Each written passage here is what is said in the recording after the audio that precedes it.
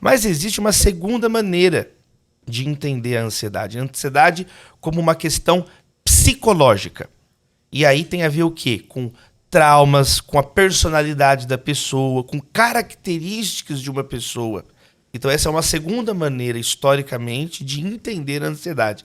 A ansiedade como uma questão ligada à psique, ao caráter, à personalidade, às características emocionais de uma pessoa. Então essa é uma segunda abordagem.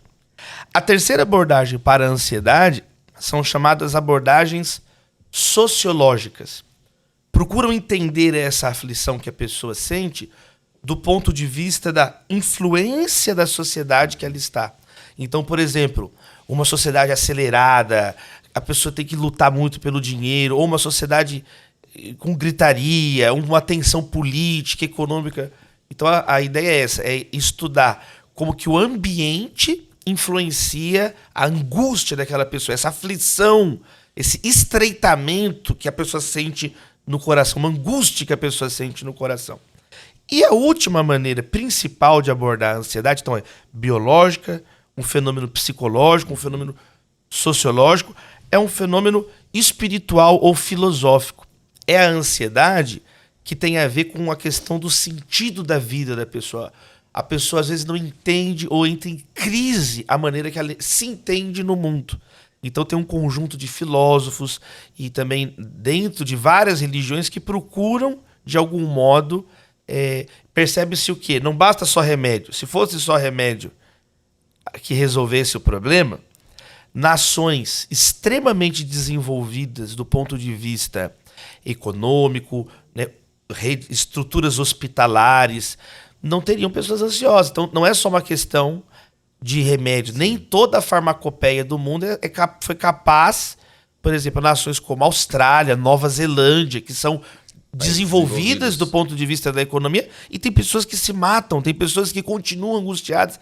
Então também não pode ser uma coisa só sociológica, porque muitas vezes são cidades calmas, tranquilas, e ali a pessoa ainda assim se sente perturbada, e, né, questão psicológica. Então existe um campo que é chamado então das ansiedades existenciais, uma angústia que não consegue ser explicada apenas sociologicamente, apenas psicologicamente, apenas biologicamente.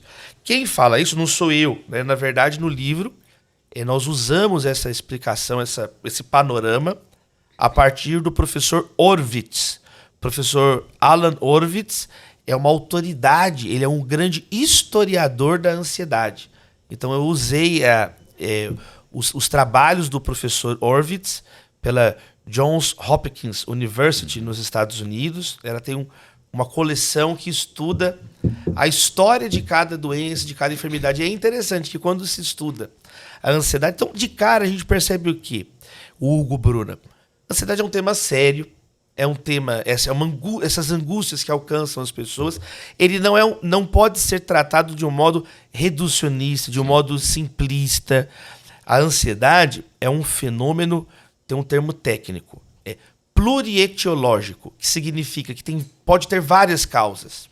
Né? Às vezes é um conjunto. Sim. Às vezes tem uma coisa química mesmo, às vezes tem um trauma, às vezes tem a pressão social e uma questão espiritual. Às vezes tem 4 entrelaçamentos diferentes. Então ele é um fenômeno plurietiológico, tem várias causas, e também é um fenômeno multifatorial, que envolve diversos fatores.